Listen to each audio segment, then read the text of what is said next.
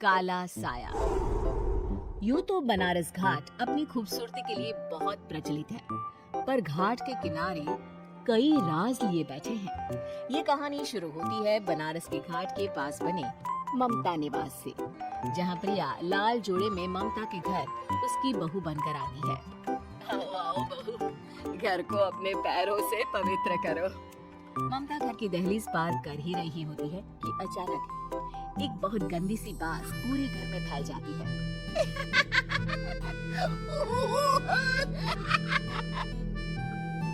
ये बदबू और ये आवाजें, ये कौन हंस रहा है माँ? अब ये पड़ोसी ना हमारे थोड़े अलग से हैं। कहाँ हम शाकाहारी और ये मांस मच्छी खाने वाले। छोड़, तो ध्यान मत दे और गृह प्रवेश कर। और हाँ बहू, अपनी सास की एक बात हमेशा याद रखना, इन पड़ोसियों से तो कभी बात नहीं करेगी। अच्छे लोग नहीं है ये। अपनी सास की ये बात मानेगी ना बेटा? हाँ माँ, जो आपकी मर्जी, मैं उनसे बात नहीं करूंगी। अगले दिन प्रिया अपनी पहली रसोई बनाने रसोई घर में जाती है। ये छोटी बात नाक में जा रही है। एक काम करती हूँ, खिड़की खोल देती हूँ। प्रिया खिड़की खोलने जाती है। इतने जाले, लगता है इस खिड़की को कभी खोला ही नहीं गया। पर ऐसा क्यों? ओह, नॉन वेज की स्मेल आती होगी ना। 2 मिनट के लिए खोल लेती हूँ, फिर बंद कर दूंगी। प्रिया खिड़की खोलती है। खिड़की खोलते ही उसकी नजर सामने वाले घर की खिड़की पर पड़ती है, जहाँ एक लड़की खड़ी होती है, हाथों में मेहंदी, लाल रंग की साड़ी, बिल्कुल सजी धजी, मानो प्रिया की तरह ही वो भी नई नवेली बहू। वो प्रिया को देखकर मुस्कुराती है। हे भगवान, माँ ने तो इनसे बात करने को मना किया था। प्रिया फौरन ही खिड़की बंद कर देती है और तवे पर चढ़े रोटी की ओर देखने लगती है, पर वहाँ रोटी न होकर मछली पड़ी होती है। ये क्या? पहली ही रसोई में इतनी बड़ी गलती! हे भगवान, अब मैं क्या करूं? प्रिया बहुत डर जाती है और फौरन रसोई की सफाई करने और फिर सभी के लिए खाना बनाने लग जाती है। जब वो सबको खाना परोसती है, सब तो ठीक है, मैं बेकार में चिंता कर रही थी। हे भगवान, ऐसे ही बस अपनी कृपा बनाए रखना। रात के वक्त जब सब सो रहे होते हैं, तब प्रिया को पायल की आवाज सुनाई देती है, जिससे उसकी आंख खुल जाती है। ये पायल की आवाज कहाँ से आ रही है?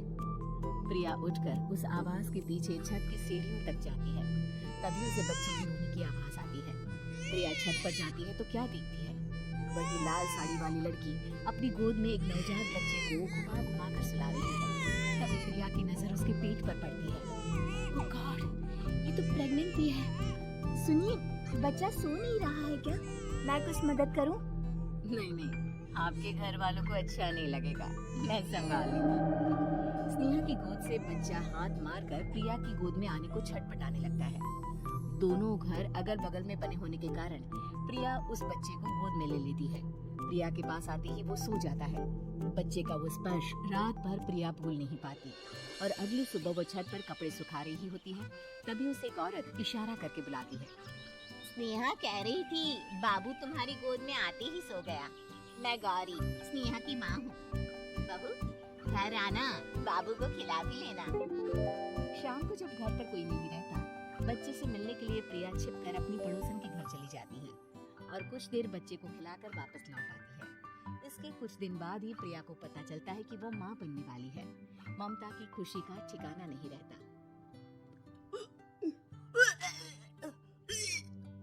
माँ जी, पता नहीं क्यों उल्टी आ रही है।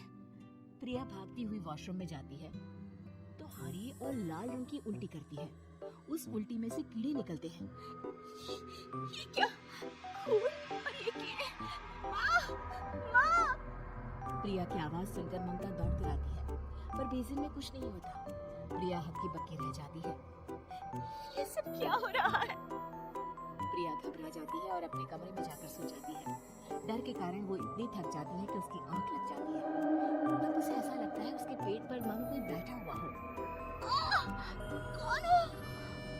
प्रिया के पेट पर एक 5 महीने की बच्ची बैठी हुई थी, जो बुरी तरह जली हुई थी। माँ, तुमने मुझे लाई ना अपने पेट में? मैं तुम्हारी माँ नहीं हूँ।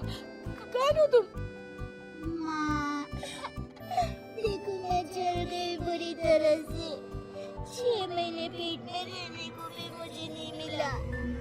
खिला दो ना माँ।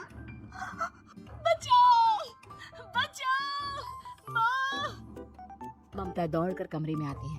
प्रिया की बातें सुनकर वो सब समझ जाती है। तू कहीं बगल वाले घर में तो नहीं जाकर आई ना बहू?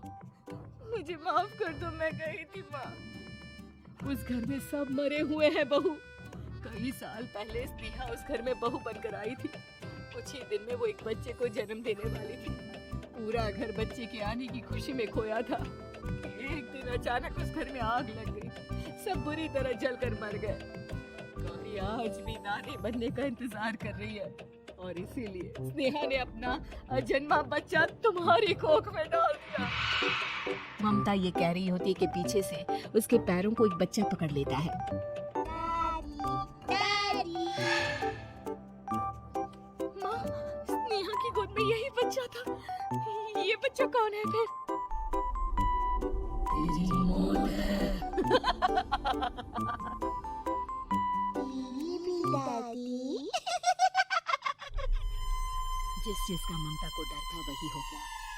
ममता निवास के ऊपर मौत ने चादर बिछा दी थी। प्रिया का पेट ऐसे ही बढ़ जाता है मानो 9 महीने का हो। 2 हाथ उसके पेट से बाहर निकलते हैं। बहू, संतोष को फोन कर, किसी पंडित जी को बुला बहू। प्रिया का पति भागता हुआ घर आता है। ये तो होना ही था माँ। तेरा बाप तेरे सामने आ गया तो तू सह नहीं पा रही है। स्नेहा घर में आग लगी नहीं थी, माँ ने लगाई थी प्रॉपर्टी की लालच में। और वो बच्चा मेरी पहली पत्नी का बच्चा है, मेरा बेटा, जो कि उस आग की चपेट का शिकार हो गया था। मैंने तुमसे ये सब माँ के कहने पर छुपाया था। मुझे माफ कर दो प्रिया। तुम अगर चाहो तो यहाँ से जा सकती हो। मैं तुम्हें किसी भी बंधन में रखना नहीं चाहता। मेरी शादी हुई है आपसे, मैं आपको छोड़ नहीं सकती, पर उससे पहले हमें स्नेहा, उसकी माँ और बच्चे की आत्मा की शांति करवानी होगी। संतोष और ममता गौरी के घर जाते हैं। अंदर सब कुछ जला हुआ होता है। जमीन पर जली हुई लाशें बिखरी हुई थी। ममता रो रो कर अपने करने की माफी गौरी से मांगती है। प्रिया स्नेहा के घर वालों का अंतिम संस्कार करवा देती है और ममता निवास फिर से आत्माओं के साए से मुक्त हो जाता है।